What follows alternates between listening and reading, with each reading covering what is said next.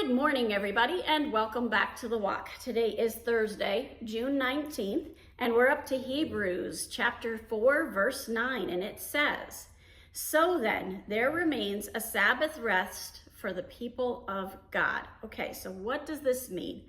In the Fire Study Bible, it says, God's promised rest is both an earthly rest of peace with God and the eternal rest of heaven.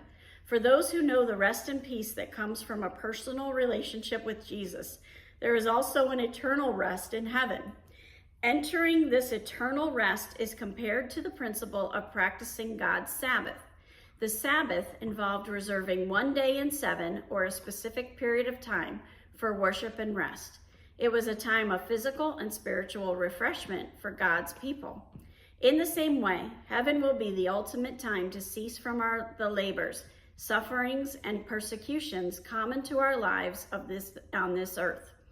It will be a time of eternal refreshment in God's presence, where we will experience unending joy, delight, love, and companionship with God and all others who love Him.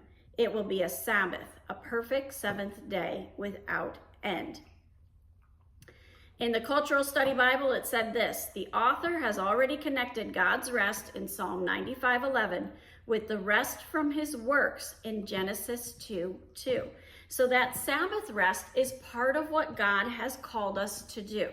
Now, we're not to be regimented and rule followers like the Pharisees and the Sadducees were and go overboard to the point where being in a state of rest for a day was almost like being in a prison, and there were all these can't do things.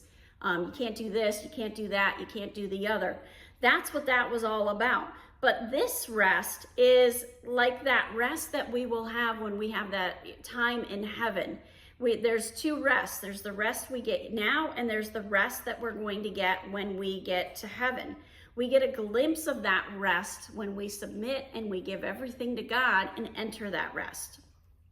Verse 10, "For whoever has entered God's rest has also rested from his works, as God did from his." So the rest is the same rest that God entered into following the 6 days of creation.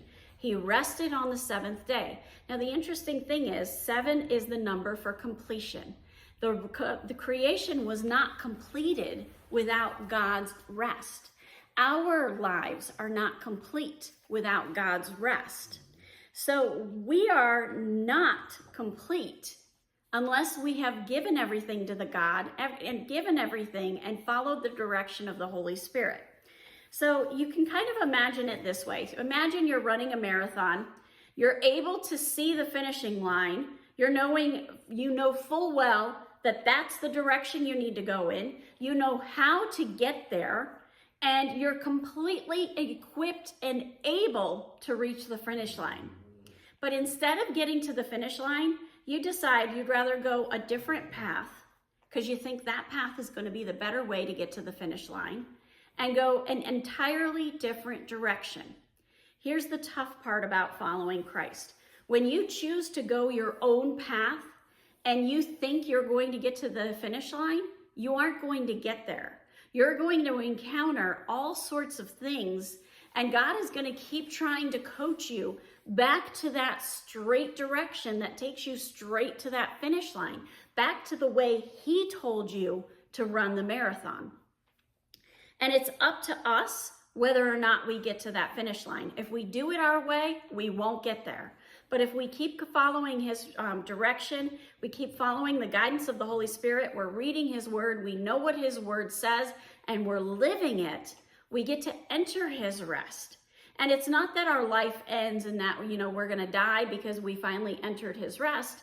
It's just that now we are on His path, and now we are within His will.